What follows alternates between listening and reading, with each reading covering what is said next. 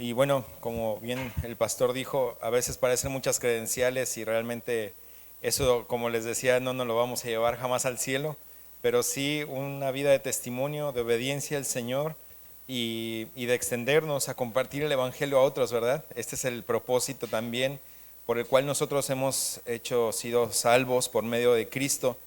Y antes de empezar, vamos a orar y vamos a poner ese tiempo en las manos de nuestro Dios. Y antes de orar, nada más quisiera pedirle, quizás haya multimedia, si después de orar podría proyectarnos el videíto que ahora sí ya se escuchó. Sí, muchas gracias. Vamos a orar. Padre, te damos muchas gracias por este hermoso día. Gracias por tu presencia en nosotros. Gracias por esta hermosa iglesia, Señor, que tú has levantado para tu honra y gloria. Te pedimos, Señor, que hoy hables a nuestro corazón y que tu Espíritu Santo, Señor, nos guíe a toda la verdad y que transforme, Señor, nos quebrante, nos anime, nos exhorte, nos fortalezca, que haya, Señor, y que haga todo lo que tú quieres hacer en nosotros. Por eso te damos gracias y te lo pedimos en el nombre de Jesús. Amén. Bien, vamos a ver este videito de introducción y después comenzamos.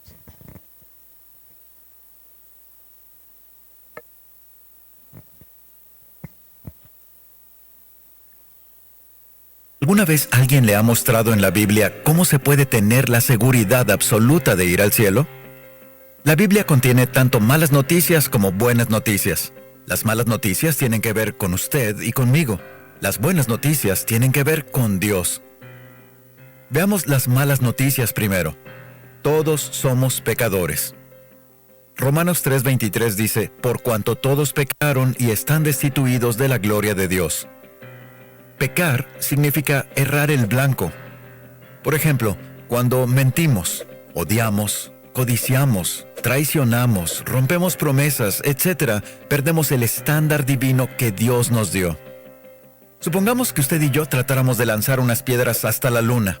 Tal vez usted podría lanzarlas más lejos que yo, pero ambos quedaríamos cortos de llegar al blanco.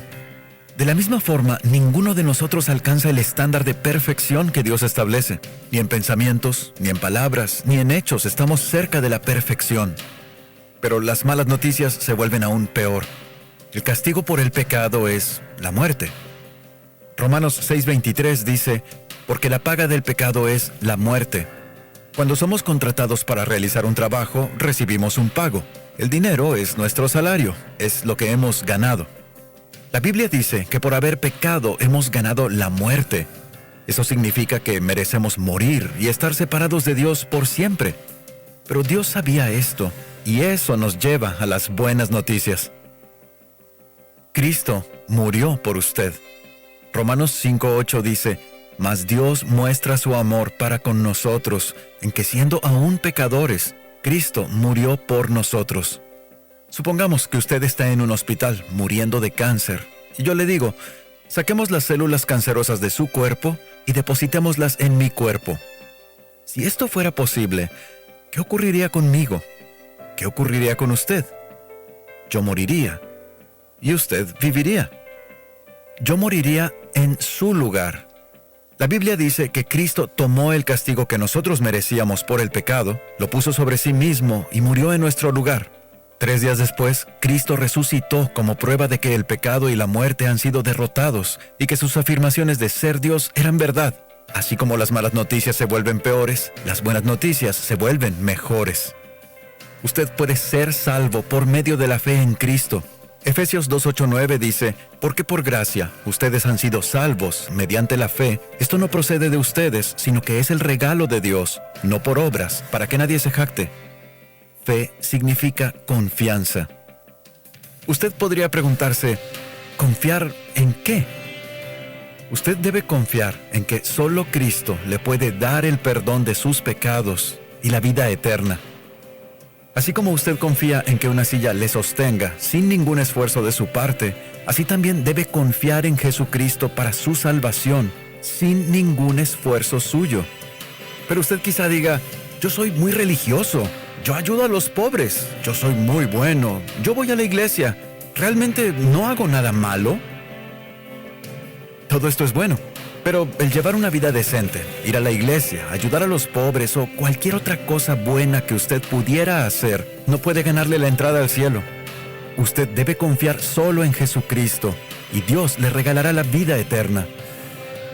¿Hay algo que le impida confiar en Cristo en este momento? Si cree que está listo, puede hacer una oración. No es la oración la que le salva, es confiar en Cristo lo que le salva. La oración es simplemente la manera de decirle a Dios lo que usted desea.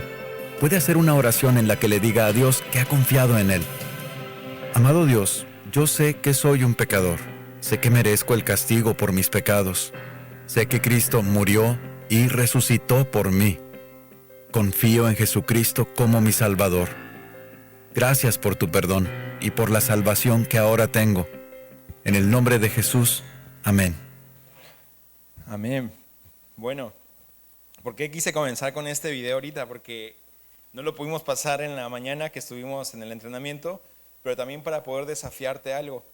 Ahorita lo que se hizo a través de este voz en off con el videíto es predicar el evangelio, y es el método que aprendimos. Pero quizás tú estás aquí hoy sentado o sentada y es la primera vez que escuchas esto, o quizás no lo habías entendido. Entonces quisiera animarte a algo, que si tú has entendido estas malas noticias y estas buenas noticias, tú te reconoces pecador o pecadora y sabes que este pecado te separa de Dios, es importante que hoy sepas que Cristo a lo que vino fue a morir por ti en una cruz, y que no puede otra cosa salvarte que no sea el sacrificio de Cristo, y que no es por tus obras, ni por pertenecer a una religión, ni ser muy bueno, ni querer hacer tantas cosas para Dios, sino únicamente lo que te puede dar salvación y vida eterna es tu confianza en Jesucristo. Pero es necesario que hoy sepas y entiendas que Jesucristo vino a buscar y a salvar lo que se había perdido, a ti y a mí. Así que quizás tú ya eres un hijo de Dios, pero si hoy has entendido esta verdad y quieres poner tu confianza en Cristo, quisiera invitarte a que ahí tú se lo pidas a Dios. No es que vamos a hacer una oración, pero sí les invito a que podamos cerrar nuestros ojos, cerrar nuestros ojos y orar ahí personalmente.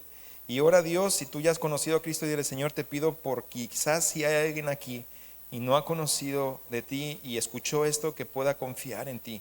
Así que te invito a que ahorita puedas cerrar tus ojos. Vamos a cerrar todos nuestros ojos. Y si tú hoy por primera vez escuchaste este mensaje y hoy te arrepientes de tus pecados, confías en Jesucristo, en que Él vino a morir por ti en una cruz, a derramar hasta la última gota de sangre para limpiar todo tu pecado, crees que Él murió, fue sepultado y resucitó entre los muertos para darte vida eterna, entonces díselo: Señor Jesús, sálvame, perdóname por mis pecados, te pido que seas el único y suficiente Salvador. Ora ahí donde estás. Vamos a darnos estos 30, 20 segundos y dile ahí en tu lugar donde estás. Pídeselo a Él.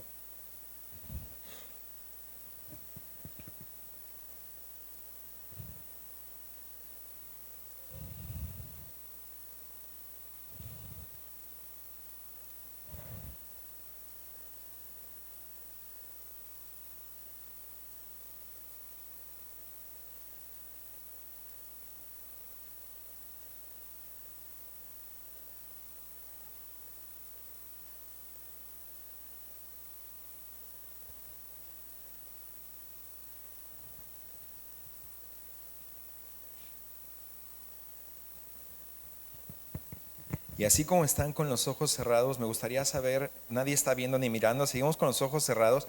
¿Hay alguien que le pidió hoy a Cristo que fuese su Salvador personal? ¿Le pidió y confió en Él como su único y suficiente Salvador? Si nadie está viendo ni mirando, levanten nada más así rápido su mano y bájela. Amén, gloria a Dios. Amén, gloria a Dios. Amén, gloria a Dios. Padre, te damos muchas gracias por el milagro de la salvación, porque escuchar este mensaje, Señor, transforma y regenera a través de la obra del Espíritu Santo una vida, Señor, que estaba yendo hacia el infierno y que ahora, Señor, se encuentra con un destino completamente diferente y opuesto, que es el cielo en tu presencia, Dios. Gracias por el regalo de la vida eterna, porque este únicamente se obtiene a través del sacrificio de Cristo, el cual fue ofrecido y hecho una sola vez y para siempre. Te ruego, Señor, por mis hermanos que hoy han entendido este mensaje, que han puesto su confianza en ti, que los afirmes, que los levantes, los establezcas, Señor, y que ellos puedan seguir creciendo en la gracia y el conocimiento de ti. En el nombre de Jesús, amén. Muy bien, hermanos. Vamos a abrir nuestras Biblias en Marcos 16:15, y pues obviamente podemos estar acá y hablar de muchos pasajes, pero sin duda vamos a estar hablando acerca de lo que es el Evangelio, ¿cierto? El evangelismo. Así que hay que aprovechar estos tiempos para animar tu corazón, hay que aprovechar estos tiempos para poder estar atentos a lo que Dios quiere hablarnos en esto. Y Marcos capítulo 16, versículo 15, va a hablar acerca de lo que finalmente Jesús va a hacer con sus apóstoles. Nosotros sabemos que cuando ya estamos en una reunión súper importante y estamos ahí compartiendo, se dicen muchos puntos en esa reunión, puede ser familiar, de trabajo, lo que sea, pero cuando tú estás en esa reunión te das cuenta que al final muchas de las veces son cuando se dicen las cosas más importantes. Se dicen aquellas cosas que una persona quizás no se atrevió a decir porque necesita decir algo directo a las personas de más confianza, necesita dar instrucción para que las cosas quizás sucedan o se hagan en un tiempo más adelante. Entonces, al final de cualquier tipo de reunión o cualquier tipo de agrupación en donde se encuentran muchas personas, te das cuenta, y si observas, se termina algo y normalmente el dirigente, el pastor o el gerente del lugar o alguien se acerca con algunas personas y les va a dar instrucciones para que puedan suceder, que las cosas que ya se tienen planificadas para más adelante sucedan. Bueno, lo que estamos viendo aquí en este pasaje es lo mismo. Jesús está comisionando a sus apóstoles, Jesús está comisionando a sus discípulos, y lo que Él les va a decir, se los va a dejar tan claro, no como una opción, sino como un mandato. No como una sugerencia, sino como algo que ellos tienen que hacer sin dudar y con una pasión y un denuedo desde sus corazones para poder ir y hacer esta tarea que Dios les está comisionando aquí. Entonces, si tú te fijas en el versículo 14, dice: finalmente se apareció a los 11 mismos, estando ellos sentados a la mesa, y les reprochó su incredulidad y dureza de corazón, porque no habían creído a los que le habían visto resucitado.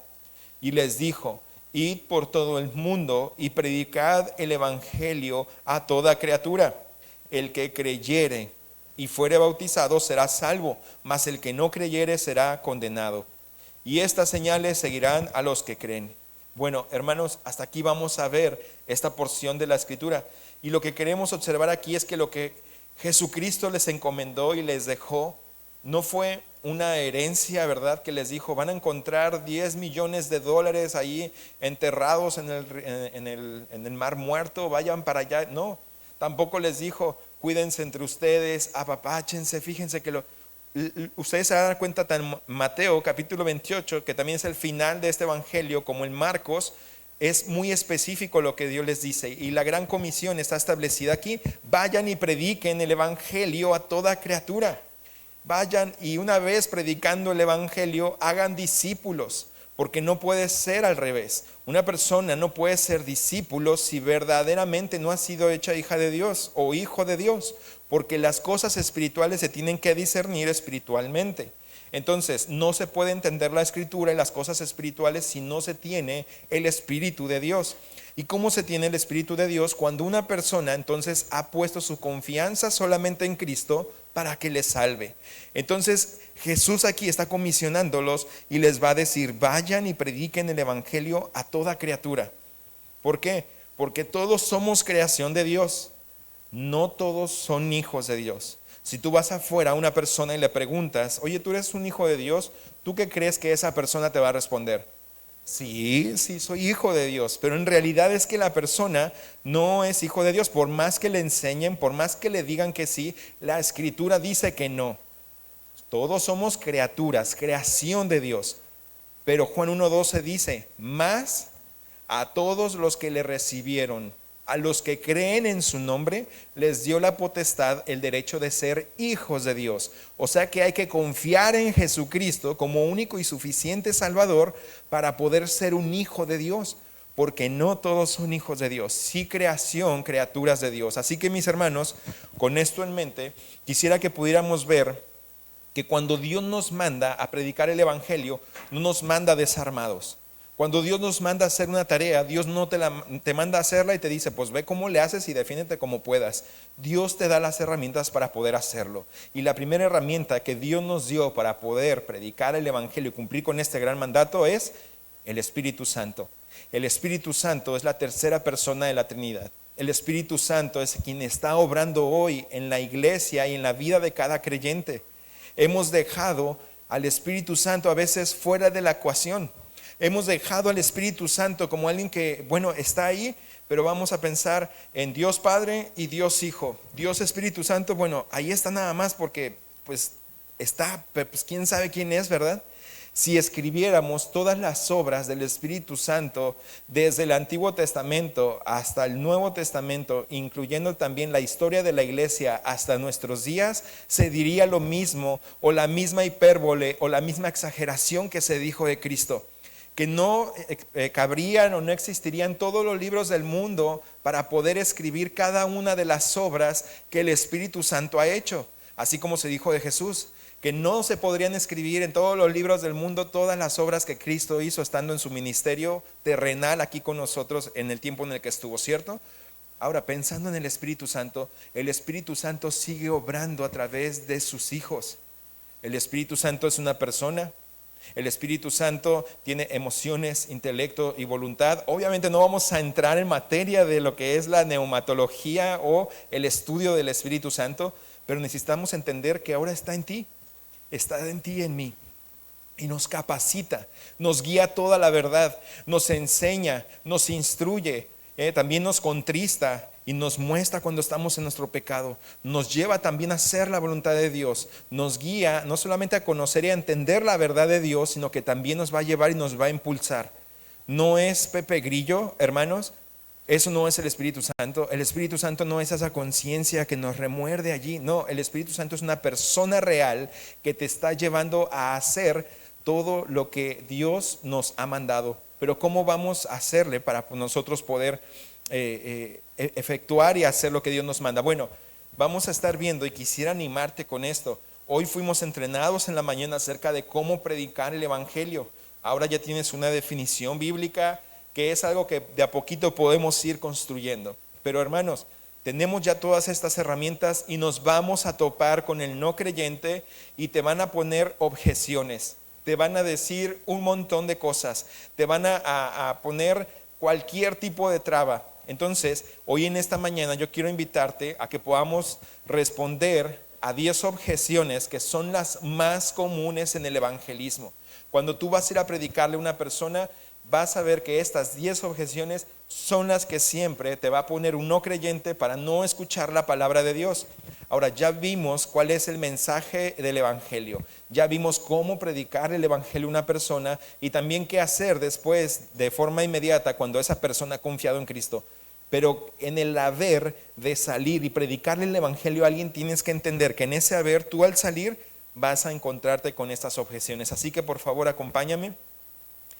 Ahí vamos a ver, si le preguntamos a algún creyente qué es lo que más le da miedo al pensar en compartir el evangelio, una de las 5 respuestas principales va a ser que temo que no voy a poder responder a alguna pregunta o alguna objeción o algo que me diga, porque me voy a paralizar. Y esto es normal. Así que no se espanten, mis hermanos. Vamos a aprender entonces hoy a responder a las objeciones más comunes en el evangelismo. Y esto comienza con saber primero que nada cómo debemos de pensar. Cuando vamos a salir a predicar el evangelio, vamos a examinar primero cómo pensar. Y entonces vamos a saber también cómo responder. ¿Cómo pensar, mis hermanos? Cuando tú te encuentres con cualquier tipo de objeción, con tu papá, con tu mamá, con tus hermanos, tu familia, tus amigos, compañeros de trabajo, te van a dar objeciones. Tenlo por seguro.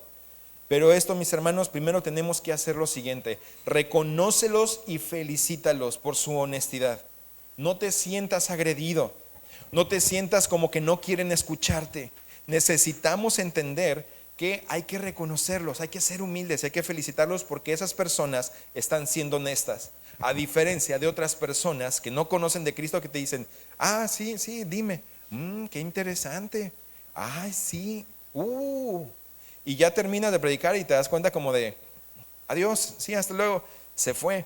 Pero la persona que te presente un argumento o una objeción, tú tienes que saber que esa persona, la que Dios está preparando para que tú entonces puedas predicar el evangelio, pero no te desesperes. En ese momento reconócelos y felicítalos por su honestidad. Juan capítulo 4, versículo 16 al 18, fíjate lo que la palabra de Dios dice allí. Jesús le dijo, ve, llama a tu marido y ven acá. ¿Y sabes qué le dijo esta mujer? Le respondió, le dijo, no tengo marido. Jesús le dijo, bien has dicho, no tengo marido, porque 5 maridos has tenido y al que ahora tienes no es tu marido. Esto has dicho con verdad. Entonces, mis hermanos, sea lo que te digan, sea lo que te pongan, reconócelo y dile muchas gracias por tu honestidad, gracias por compartirme esto. Número 2, ¿cómo pensar? Cuando estés así, toma la ofensiva y no la defensiva. No te pongas a la defensiva, sino ve entonces hacia adelante y avanza con tu propósito de poder compartir el evangelio. Fíjate lo que dice ahí Hechos 17, 16 al 18. Dice, mientras Pablo los esperaba en Atenas, su espíritu se enardecía viendo la ciudad entregada a la idolatría. Así que discutía en la sinagoga con los judíos y piadosos y en la plaza cada día con los que concurrían. Y algunos filósofos de los epicúreos y de los estoicos disputaban con él. Y unos decían, ¿qué querrá decir este palabrero? Otros, parece que es predicador de nuevos dioses, porque les predicaba el evangelio de Jesús y de la resurrección. Entonces, mis hermanos, ¿qué estaba haciendo el apóstol Pablo?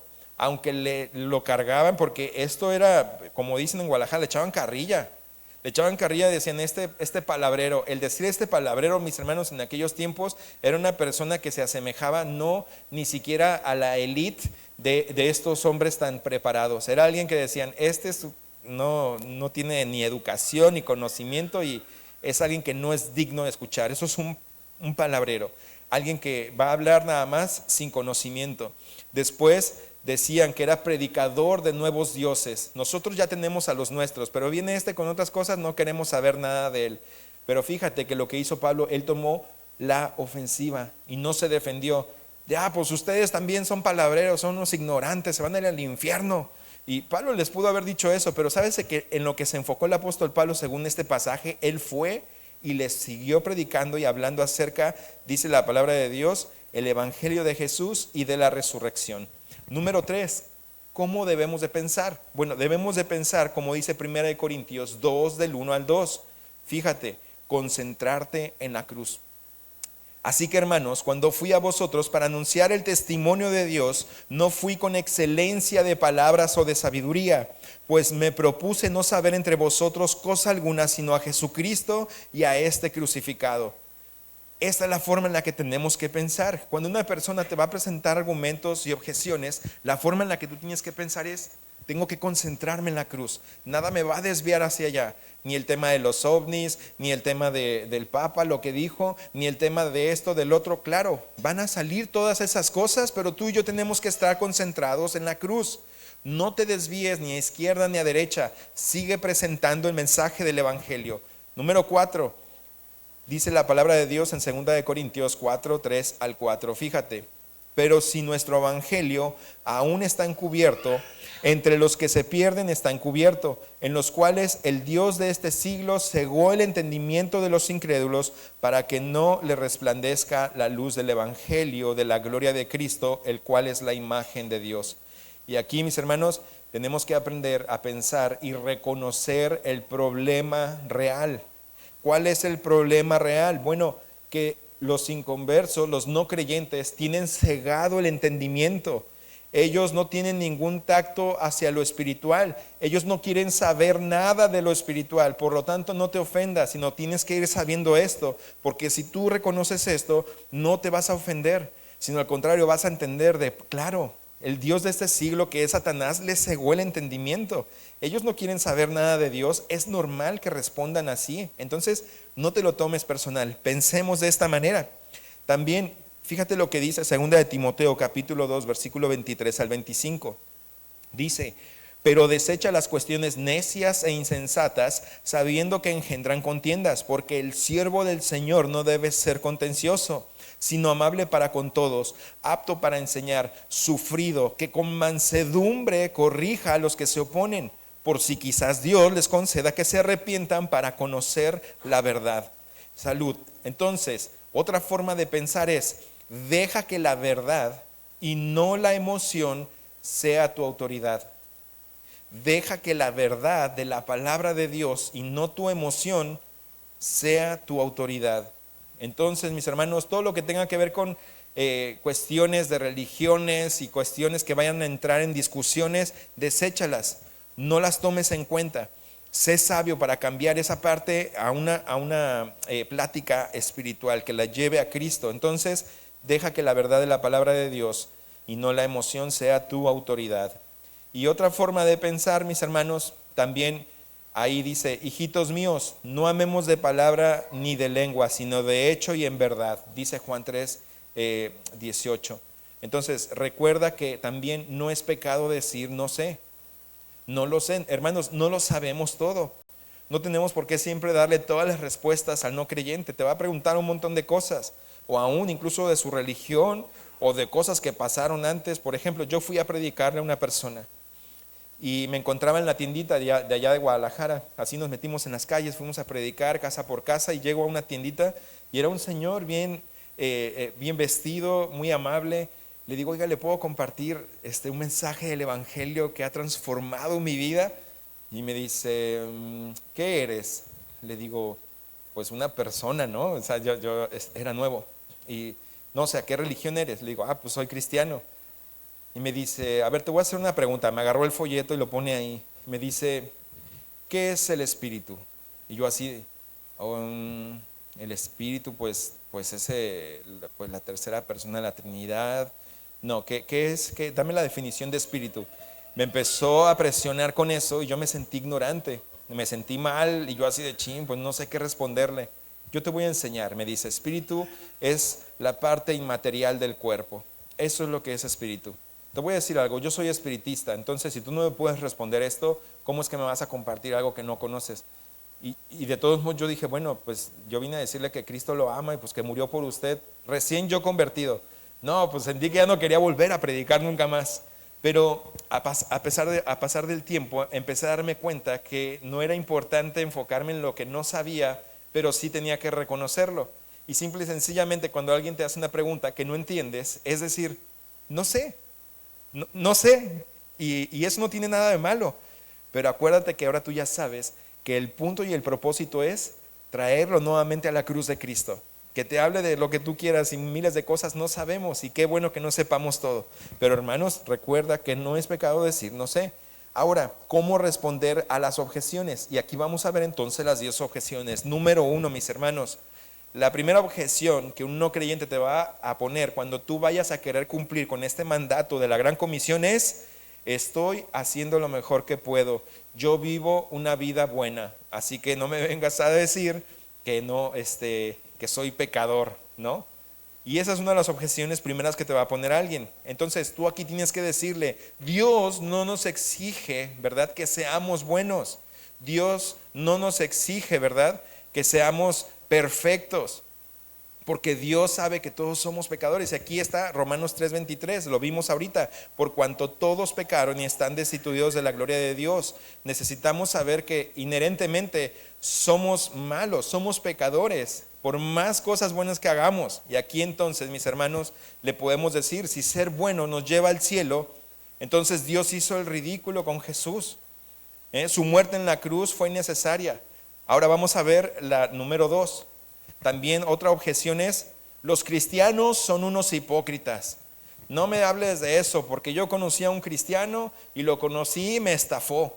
Ese cristiano vino y me robó y se decía cristiano, es más, me invitó a su iglesia. Por favor, no vengas tú a decirme lo mismo.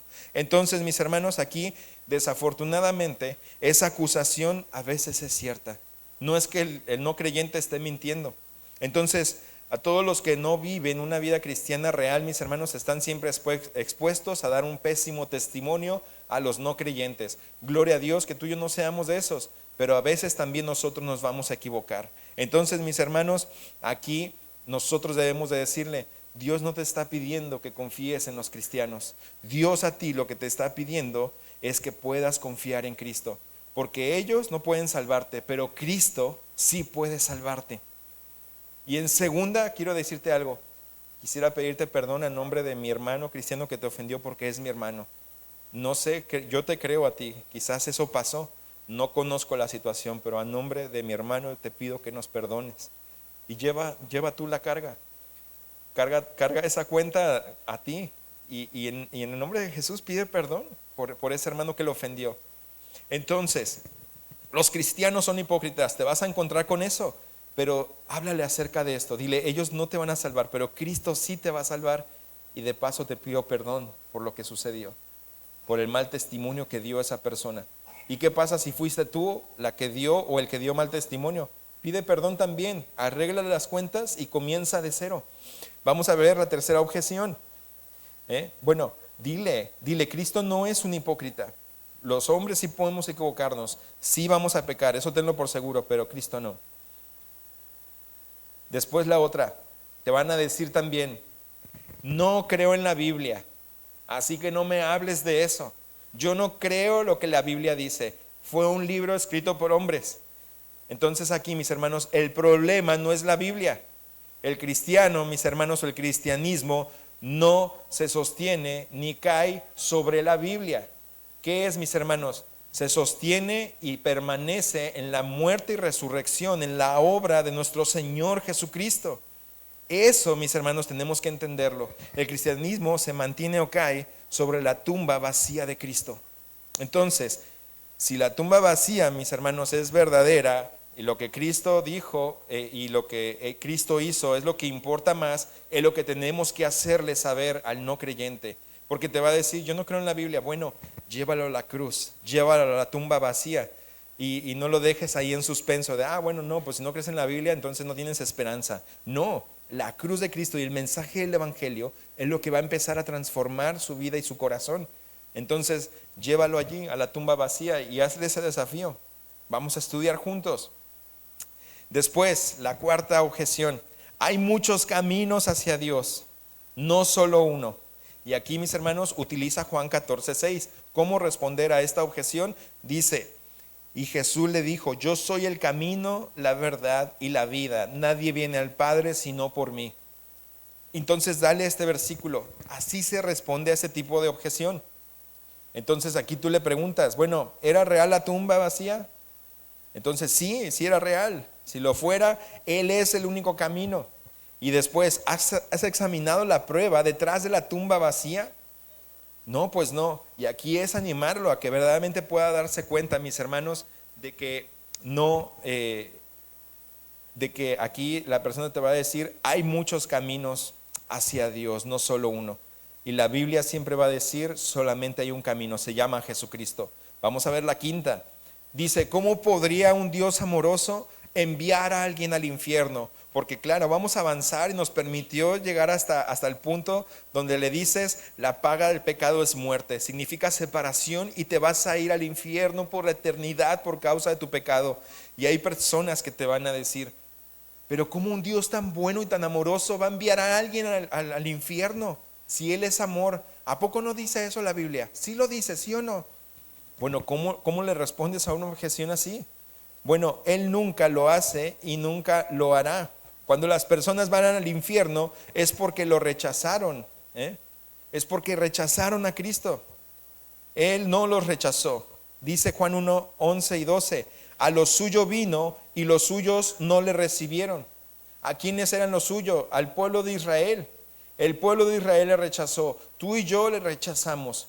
Pero después da la solución, más a todos los que le recibieron, a los que creen en su nombre, les dio la potestad de ser hechos hijos de Dios. También fíjate ahí en Juan capítulo 3, versículo 17 al 18. ¿Cómo podría un Dios amoroso enviar a alguien al infierno? Fíjate lo que dice ahí. Porque no envió Dios a su Hijo al mundo para condenar al mundo, sino para que el mundo sea salvo por él. El que en él cree no es condenado, Pero el que no cree ya ha sido condenado porque no ha creído en el nombre del unigénito Hijo de Dios. Entonces, esta es la respuesta, mi hermano, para este tipo de objeciones. ¿Por qué hoy estamos viendo esto en una predicación de domingo, en una iglesia en la cual Dios tiene un montón de miembros, los cuales está preparando para que vayan y prediquen el evangelio fielmente? Bueno, mis hermanos, porque te vas a topar con esto.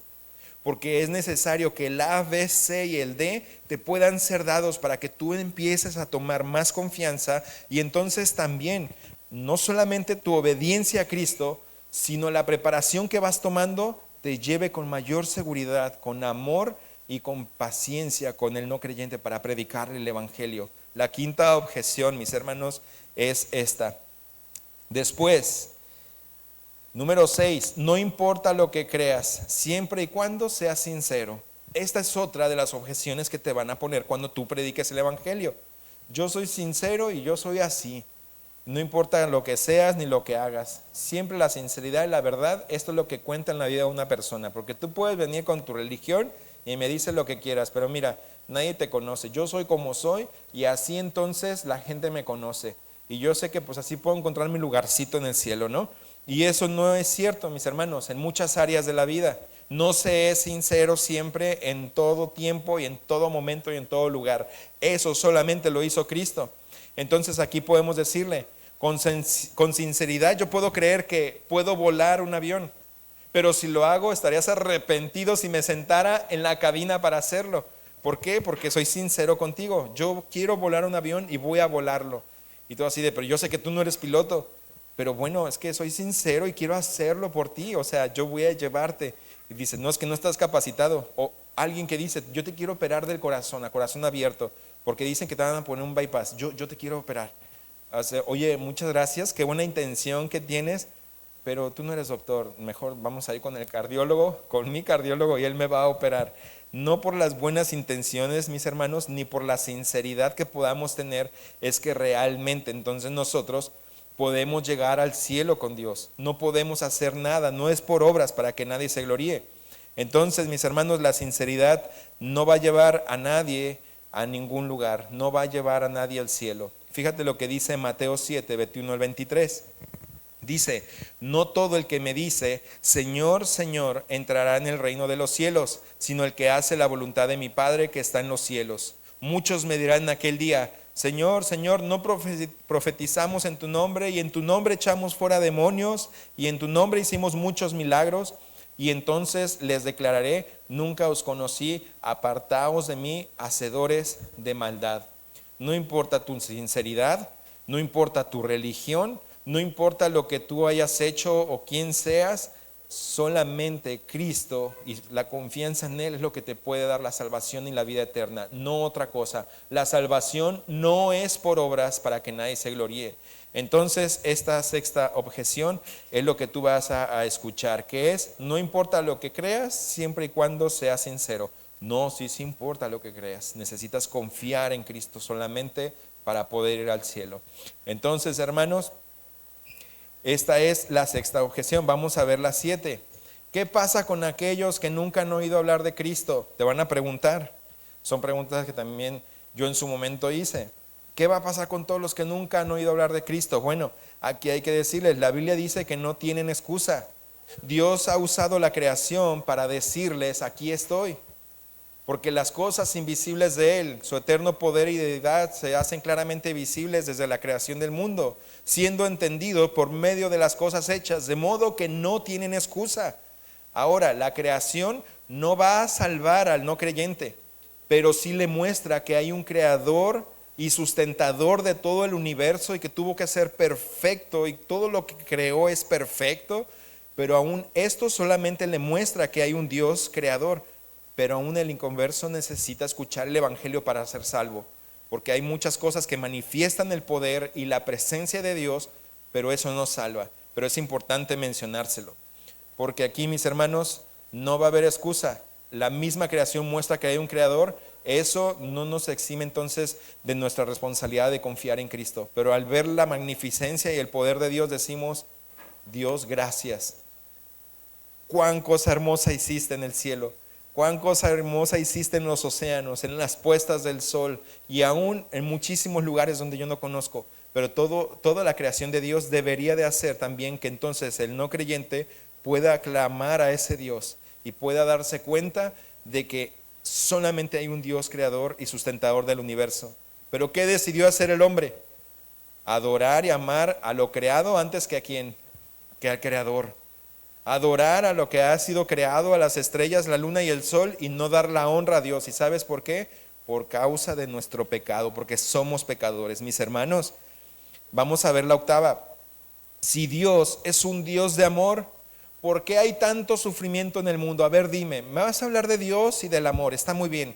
Pero si Dios es amor y tú me dices que Dios me ama y si me estás dando Juan 3:16, ¿por qué hay tanto sufrimiento en el mundo? Bueno, aquí hay que responderle, el sufrimiento no es el resultado de Dios, es un resultado de tu pecado y del mío.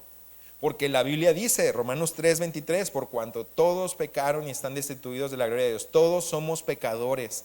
Entonces, el sufrimiento no es algo que Dios te quiera dar para que tenga y para que se le quite a esta persona. No, es un resultado de nuestro pecado, nuestras consecuencias. Por eso sufrimos, por el pecado que hay en nosotros.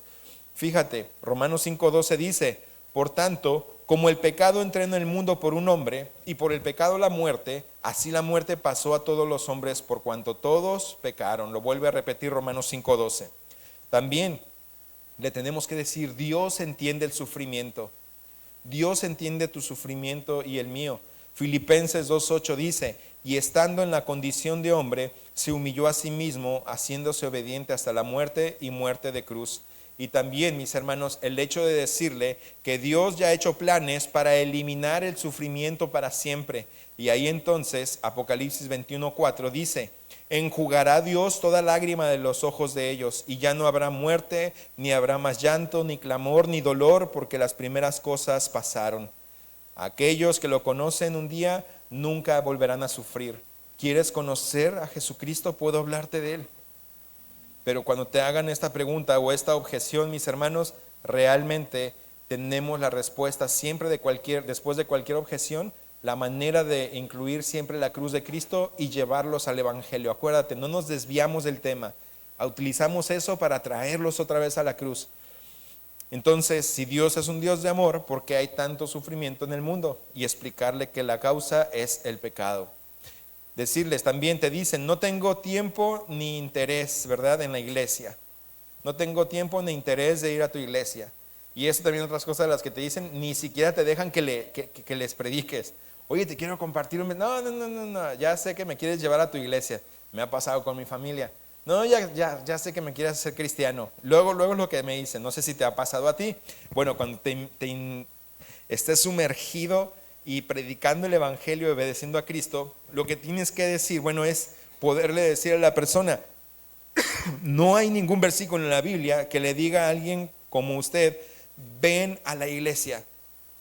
No hay ningún versículo en la Biblia que te esté diciendo a ti que tengas que venir a la iglesia. Ahora, eso es cierto, porque al inconverso Dios no le está diciendo, ve a la iglesia.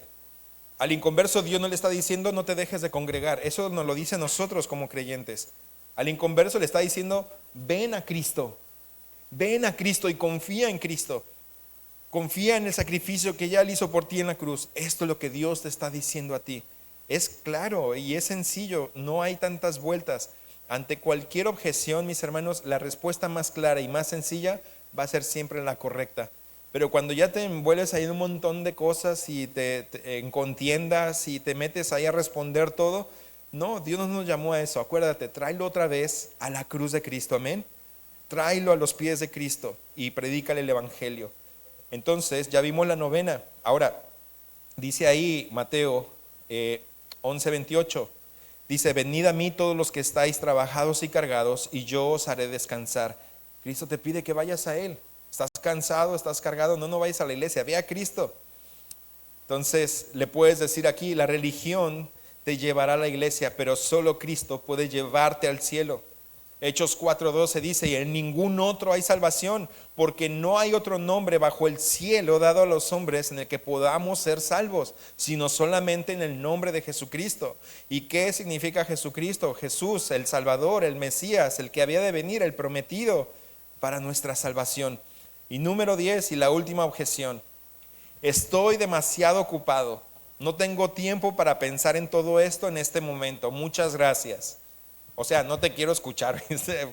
Prácticamente el no creyente te está diciendo, no tengo interés. Bueno, aquí, mis hermanos, la cuestión no es de no tener tiempo, es de no tomar el tiempo. Y aquí nosotros tenemos que hacérselo ver. Tú no quieres tomar el tiempo para conocer a Dios porque no te conviene.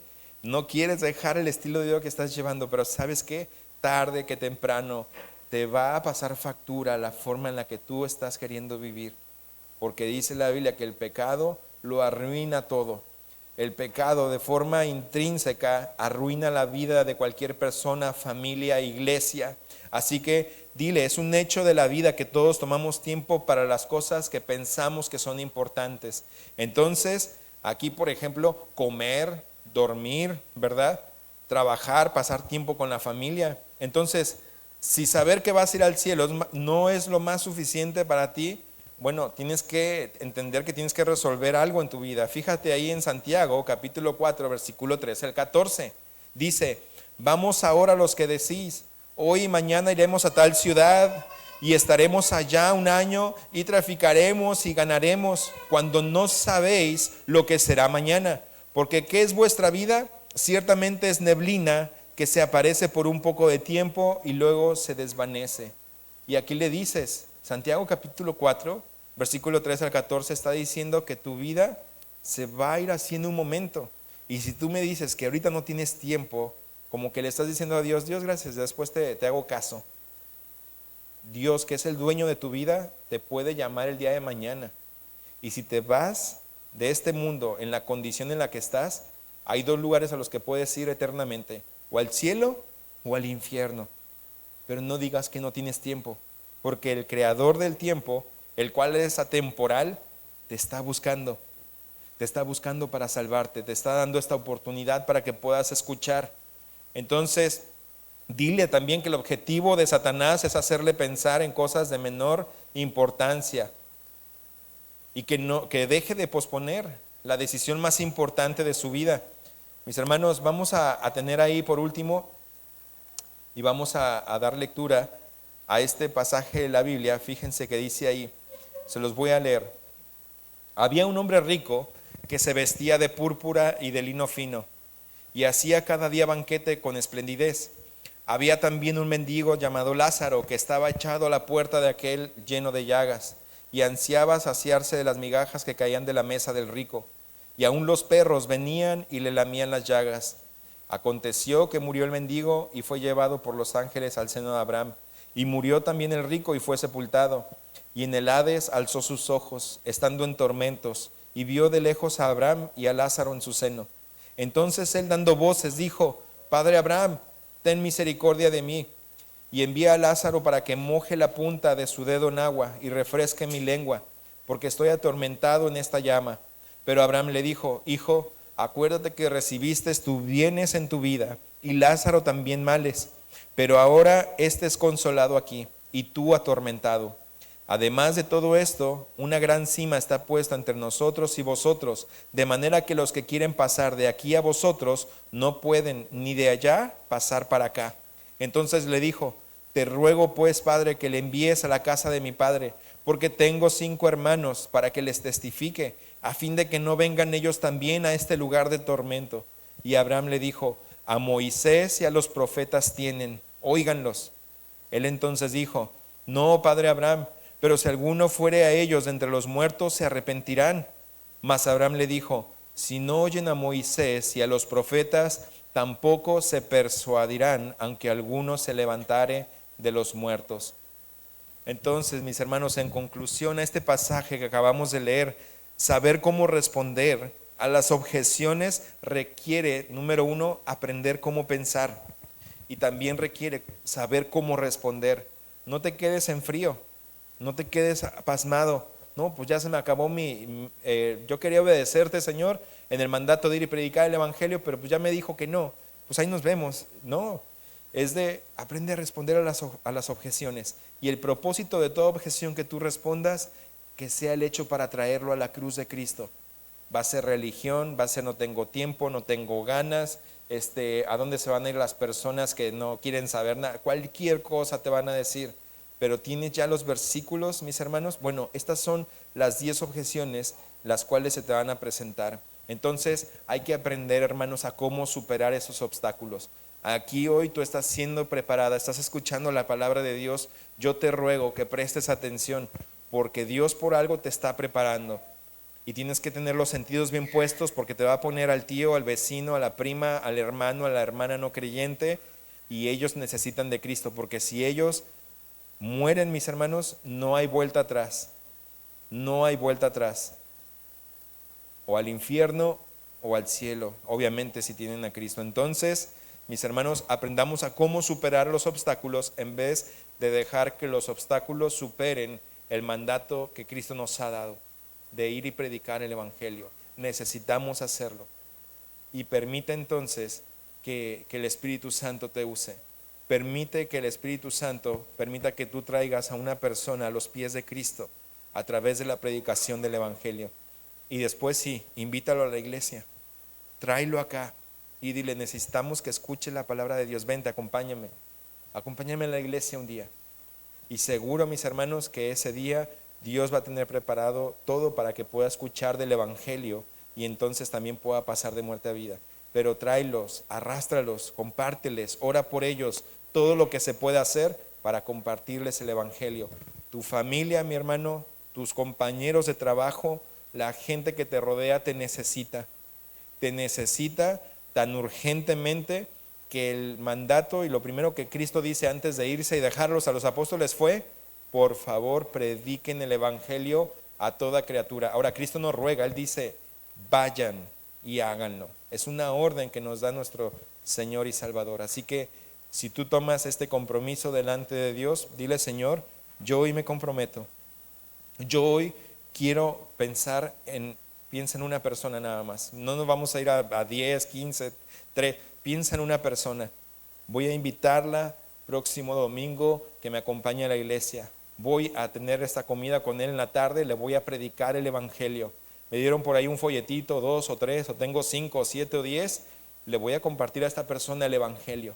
Y después de compartir el evangelio, le voy a invitar a la iglesia.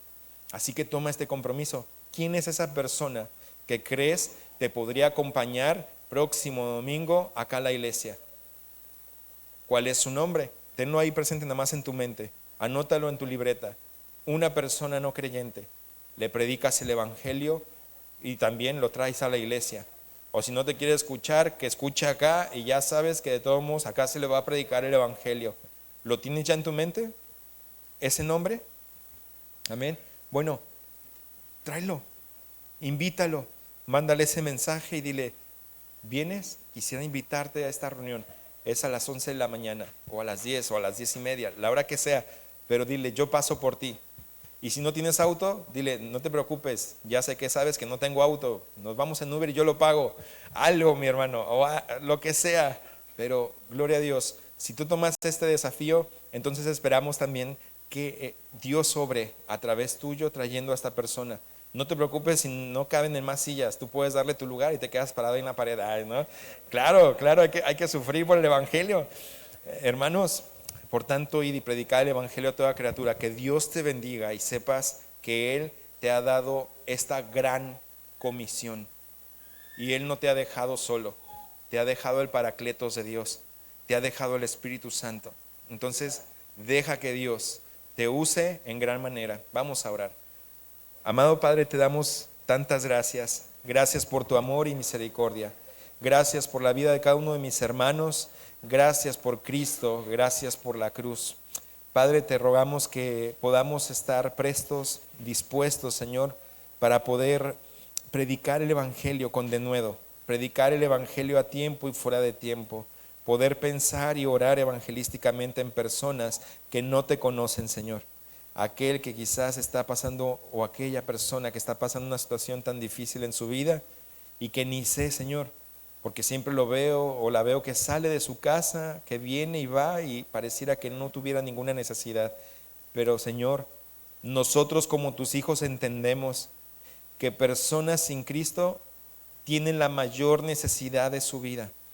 Y Padre, yo te ruego que levantes a mis hermanos en el poder del Espíritu Santo para que ellos prediquen el Evangelio y también atraigan, Señor, y traigan a las personas a la iglesia para que ellas, ya sea que sean edificadas en tu palabra, pero sobre todo que puedan escuchar del Evangelio y puedan ser ganados por esta hermosa iglesia, Señor, puesta aquí en Los Mochis. Bendice, Señor, el pastor, su esposa, el liderazgo, los hermanos, los miembros, los asistentes, a cada hermano, Señor, que te sirve con amor, en santidad. Padre, te podemos esto en tus manos y te lo pedimos, por favor. En el nombre de Jesús, amén.